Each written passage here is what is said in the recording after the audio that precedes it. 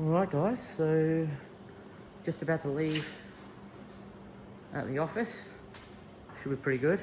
G'day to whoever beeped at me on the Peninsula Link this morning. Alright guys, so we are, we're on the Hume Highway at the moment. We've just come out of Melbourne and we're heading northbound. Someone asked if we could get an average fuel consumption. Now I'm happy to do this, but we've also got to consider that there's multiple factors. So the inland can slope one direction and we might be fighting a climb, whereas if we're coming back, we're going down that climb ever so slightly, that the economy over such a long distance would be better. When we get up to the BP servo up here, we'll reset all the trip meters, we'll chuck a full tank of fuel in. I'll do it on 95 because that's what I've started using in this car instead of 98. And we'll just see how much fuel average works out to be from just up here on the Hume all the way up to Brisbane, which we should get there hopefully by Saturday. I'm hoping Friday night, but we'll just see how things go because there's a bit of rain going on. Could be some floods we have to work around. And I've actually got a different occupant on board today. We've got this trip. You guys will get to meet basically my business partner in some of the things that we do at All Terrain, and we'll get more into that later on when we get an opportunity. But it's his first real outing to do anything relating to four-wheel drive, so stay tuned. So if the camera works a little bit shoddy, it's because he's not had any experience, but we've all got to start somewhere. And also guys, just so you know, I will be doing 100 whenever it's 100, 110 whenever it's 110 on the roads. So there's no real, reliability in a fixed speed or anything like that. I have taken off the fuel jerry can brackets off the roof to reduce any drag, and we've still got the Starlink on there with the roof rack and the light bar. Everything else is pretty good. The tray's dead flat, so the aerodynamics are as good as it can be. If I do see an open weighbridge, I'll also get our weight to report, so you guys have got that. So we've just started to get to 110 climb here. We average about 10.5 from home to the office, over to Jurgen's place, and then out onto the north side of Melbourne, out onto the Hume. And it is peak hour period, so we drove between 7:30 and basically 10 o'clock this morning. So it'll be interesting to see how this climbs. This is just based on the car's average, but for reference, 110 in this car is 110 on the GPS. So they're one-to-one with my tyre size upgrade, which I'm on 275 70 18, which brings about 5% increase to the rolling diameter, which counteracts the 5% speedo that's out, making it perfect essentially. So, and yes, for anyone that's asking, you can fit that size in the spare wheel so it's almost like the perfect size wheel upgrade if you want to go bigger for off-road, still carry your spare and have a perfect speedo. So why are you not putting 98 in here instead of 90? Because minimum's 95. Oh, minimum's 90. And people want to see how cost effective it can be. I've been putting 98, so it will be interesting to see if 95 makes much difference. How empty is it? Not that empty. Well, now you get a mixture. Or did you put 95? Is it 95? Yellow here. Yeah, no, yeah. Alright, so we're going to clear all this data. Very painful.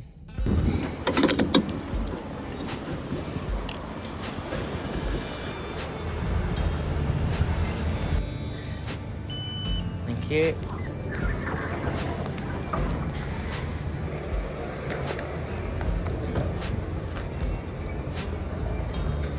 Pretty good job. Alright, so the first receipt for fuel is 95, 32.92 litres. So we'll forget about dollars obviously, because that doesn't really matter for what we're doing. We'll keep a running record of the receipts. We'll tally this up and we'll use ChatGPT to do all the math to make our life easy.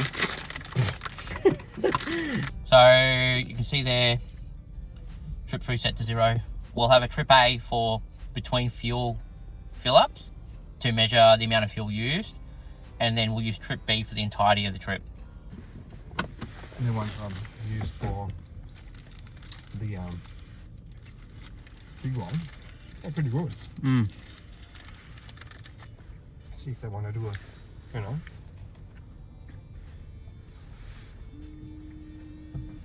Oh my good work. This is making your good work better.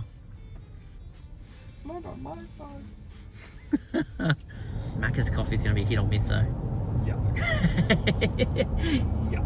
It's either really, it's okay and drinkable, or it's just really bad.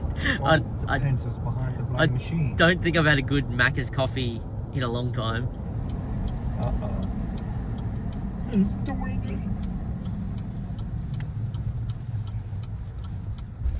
it. Alright. That's when I sometimes think you're better off getting a Coke. A Coke? Oh yeah, because you know what you're getting. Very consistent, you know what I mean? Yeah. See, I can already feel it's hot. Warm? Yeah. Yeah, the heat, I probably should. I'm always cold in the morning, but when I start driving... No, I'm just saying... Oh, the coffee. Yeah. It's how come the little bakery on the corner makes a better coffee, you know? Always. Bakeries always make better coffees, generally speaking. I don't know, what do you guys reckon? What's your experience with Macca's coffee? I think it's hit or miss. It's either okay or really bad. I've very rarely ever had a good Macca's coffee.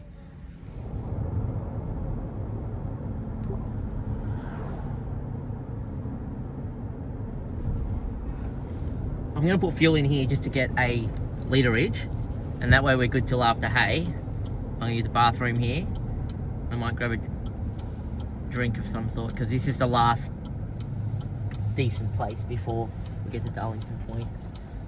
So I'm curious to see how many litres we've actually used, because this gauge is so confusing. I don't believe it. It doesn't.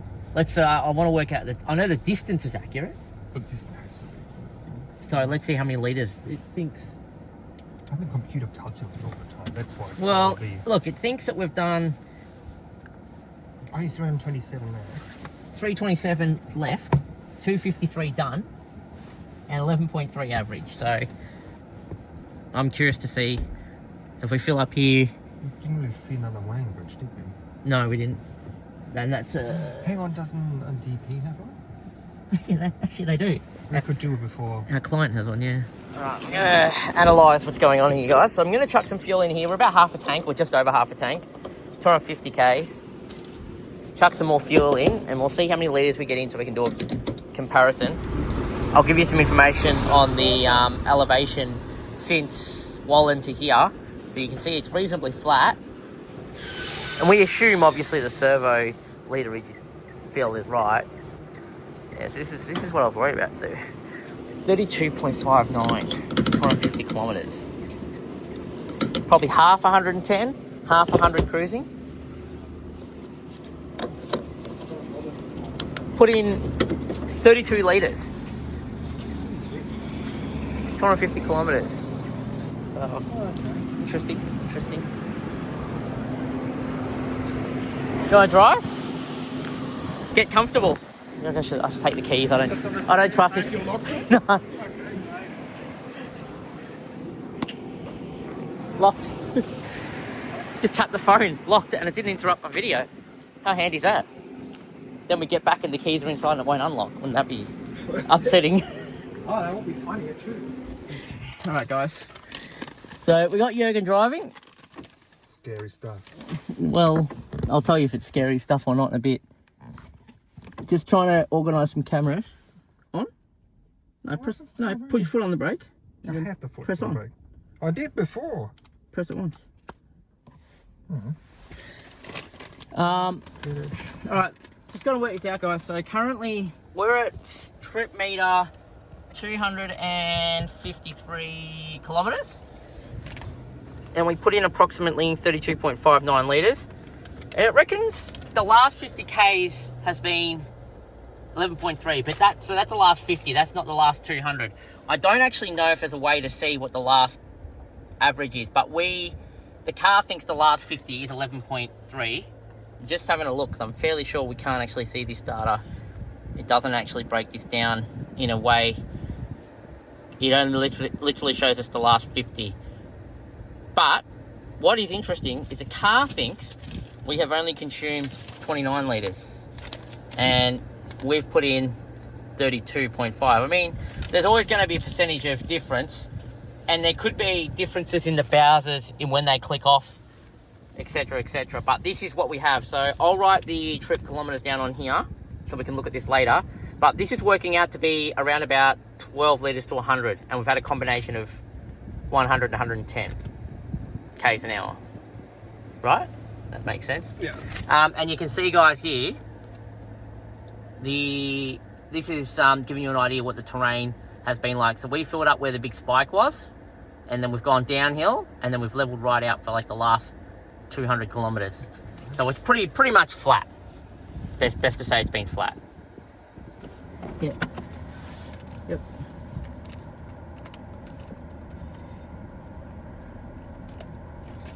Always disconcerting if you start with a New EV car, yeah.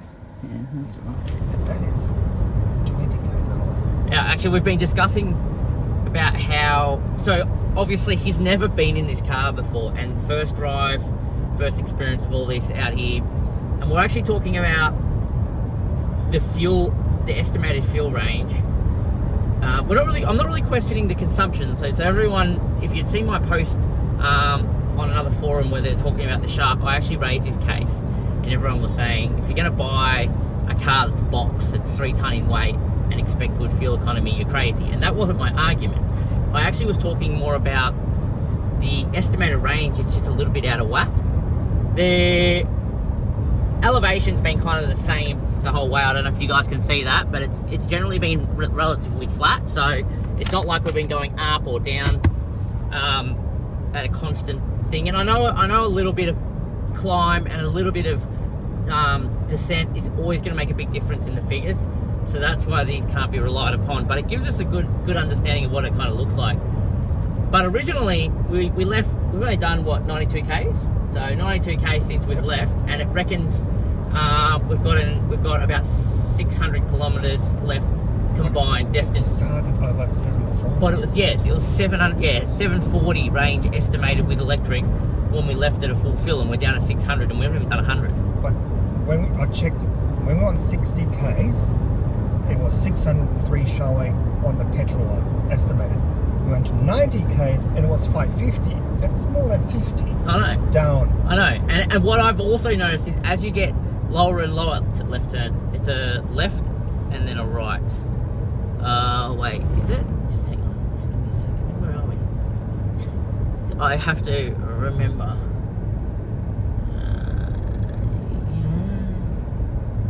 Yeah. Oh. I made a mistake. It was back there. Are we turning around? Is that what you're telling me? Just work out, go left and come back. I should have gone right. It doesn't matter. My fault. Too busy trying to get the camera together, I didn't realise where we were. This is like the Kidman Way. So you wanted me to do? Yeah, just go back the way we came. It's on the right, just back there. Anyway, so the fuel's kind of like, it's a little bit out of whack, the estimated range. Most cars I've driven, it's always calculated the range kind of based on historical driving of like what you're currently driving. So it looks at your last 100k of range, like driving, and go, this is kind of what the average is now going to be like based on how much fuel you've got left. This isn't doing that. Definitely not doing that.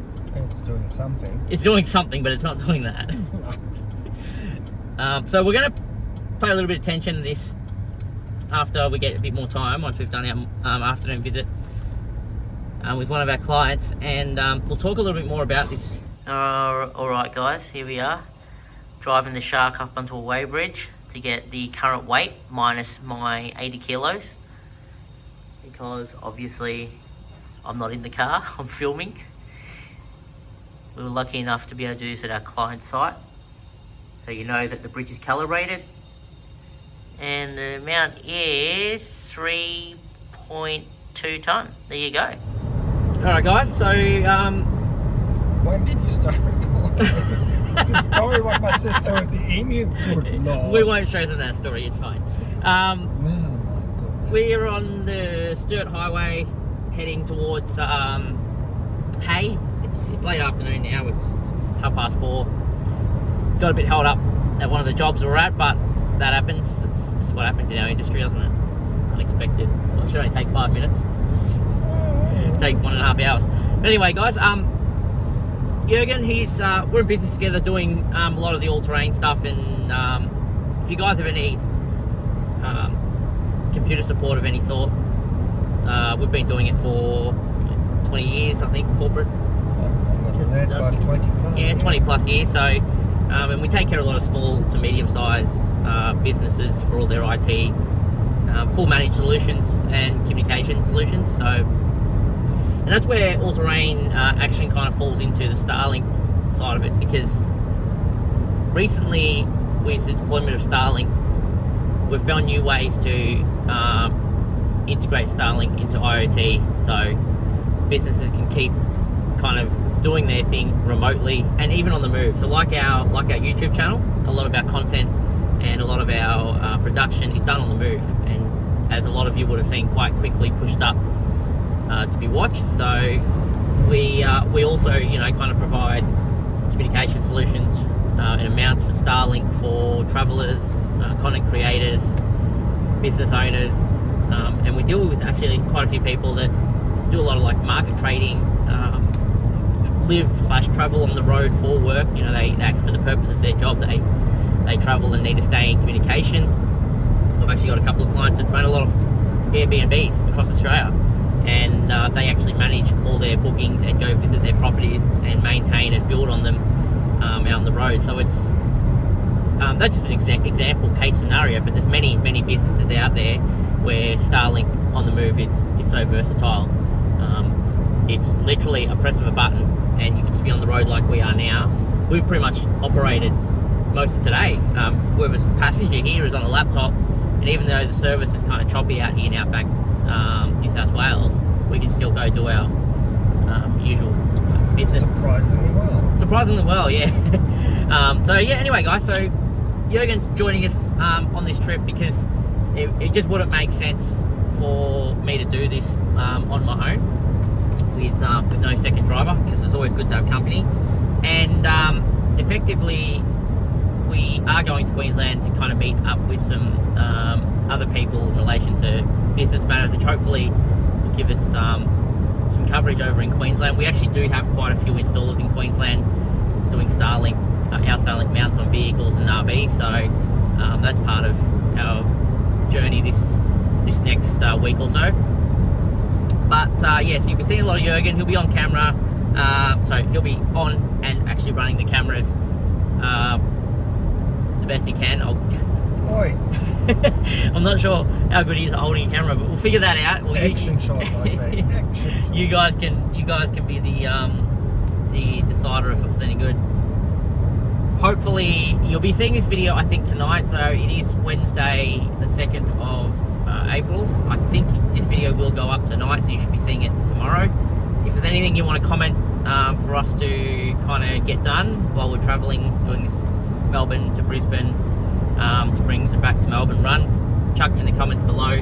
We are doing a very rough fuel test, as I indicated earlier, but so far it's actually been pretty good, despite the estimation being out of whack. Jürgen had never driven this car before, and he jumped in the driver's seat when we left Jerilderie earlier, and I filled up to kind of determine what's going on with the estimated range, because I already knew it was a little bit skewed. Now it definitely is, because even he's been watching it. He's taken off 50 kilometers of range for 30 kilometers of driving, wasn't it? Yeah. So it follows that trend kind of after the first 50 k's, and then it just goes really bad going down. But if we're looking at literage filled for the distance covered, yeah, it does look around to be about 12 litres to the 100, with a shared 100 to 110 cruising speed. And we did actually finally get this car on the bridge, thanks to one of our clients, which measured at 3.2 tonne with Jürgen in the car. But if you took Jürgen out, it'd be, just over 3.1. But for us together, it'd be 3.35 for us together. So, and that's only 150 kilos left of payload permittable on this car. I don't have a bull bar yet, but I do have 2 full-size spares or 3 full-size spares now on board, just so I've got extra tyres at the park when we do the beer o'clock attempt, which looks to be like we might be doing it in very sloppy conditions, so it could be interesting. In case you guys don't know, we do a lot of rural Starlink installations for businesses. This is just one of them that we're at now. But anyway guys, I'll head off to go see the client and then over to the commercial and I'll publish this video. Oh, hang on. Here's James. He's camera shy, this guy. He won't even come for a 4-wheel drive session with us. Huh? What do you mean? I'm not 4-wheel driving. How are you, buddy? I'm the concrete cowboy, mate.